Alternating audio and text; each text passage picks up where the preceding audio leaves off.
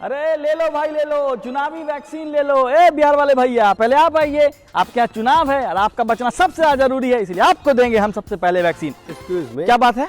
I am from Delhi. हाँ तो मुझे पहले वैक्सीन चाहिए। अरे भक बकलोल, तुमरे चाहिए वैक्सीन तो 2024 में आना, तुमरे यहाँ चुनाव तब है। अगर अभी चाहिए वैक्सीन तो सरकार गिरा दो, चुनाव करा दो और ले लो वैक्सीन। जी हाँ, चौंकिए मत, दुनिया भर के नेता लोग वोटर को कोरोना वायरस से राहत तो नहीं दे पाए, लेकिन चुनावी वैक्सीन की घुट्टी जरूर पिला रहे हैं। बिहार चुनाव में बीजेपी ने कोरोना की जीत का बैंड बजाने के लिए बिहार के हर निवासी को मुफ्त कोरोना वैक्सीन देने का वादा कर दिया है। अभी टीका आया नहीं और इसे चुनावी वादे में टिका देंगे तो हम पूछेंगे जरूर, जनाब ऐसे कैसे? आपदा में अवसर को बदलना कोई बीजेपी से सीखे। जहां देश में कोरोना से करीब 1.25 लाख लोगों की मौत हो चुकी है, जहां इस वक्त बेसब्री से लोगों को कोरोना के वैक्सीन का इंतजार है, तो वहीं बीजेपी इसके नाम पर वोट मांग रही है। यहां तक कि बाकायदा चुनावी वायदे किए जा रहे हैं। वित्त मंत्री निर्मला सीतारमण ने बिहार विधानसभा चुनाव के लिए बीजेपी का संकल्प पत्र जारी किया। मैनिफेस्टो में कहा गया है, कोरोना वायरस के खिलाफ लड़ाई में बिहार की एनडीए सरकार ने देश के सामने मिसाल रखी है। बीजेपी का संकल्प है, जैसे ही कोरोना वायरस की वैक्सीन आईसीएमआर द्वारा स्वीकृति के बाद उपलब्ध होगी, हम बिहार वासियों को निःशुल्क टीकाकरण करवाएंगे। अब सवाल यह है कि देश के बाकी राज्यों के लिए मुफ्त वैक्सीन का वादा क्यों नहीं किया गया?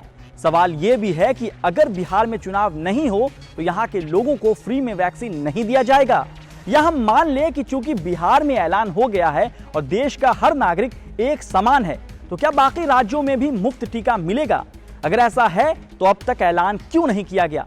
विडंबना देखिए कि हम कहते रह गए कि हमने कोरोना कंट्रोल में अच्छा काम किया और ये कहते कहते दुनिया के दूसरे सबसे संक्रमित देश बन गए।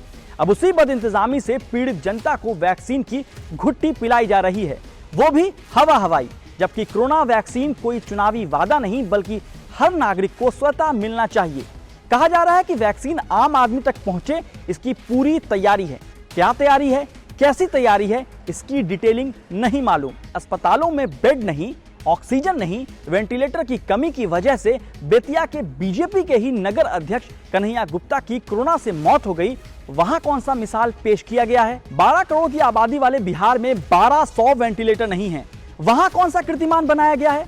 बिहार सरकार के गृह विभाग के पूर्व अंडर सेक्रेटरी उमेश रजक अस्पताल के बाहर घंटों इंतजार करते करते दिवंगत हो जाते हैं, वहां किस अच्छे काम को याद कराया जा रहा है? सरकारी आंकड़ों की माने तो बिहार में हर एक सरकारी अस्पताल पर करीब 90,000 लोग निर्भर हैं, जबकि इसका राष्ट्रीय औसत 50,000 व्यक्ति है। WHO के मुताबिक 1,000 लोगों की आबादी पर कम से कम एक डॉक्टर होना चाहिए, लेकिन बिहार में करीब 43,000 लोगों पर एक डॉक्टर है। हवा हवाई चुनावी वादों की महामारी दुनिया भर में फैली है। अब बीजेपी की ही तरह अमेरिका वाले डोनाल्ड ट्रंप भी कोरोना के वैक्सीन का लॉलीपॉप दे रहे हैं। कह रहे हैं वैक्सीन तैयार है, इसे लोगों तक पहुंचाया जाएगा। लेकिन सच यह है कि ना ही अमेरिका ना ही दुनिया के किसी देश ने अब तक कोरोना का वैक्सीन बनाया है।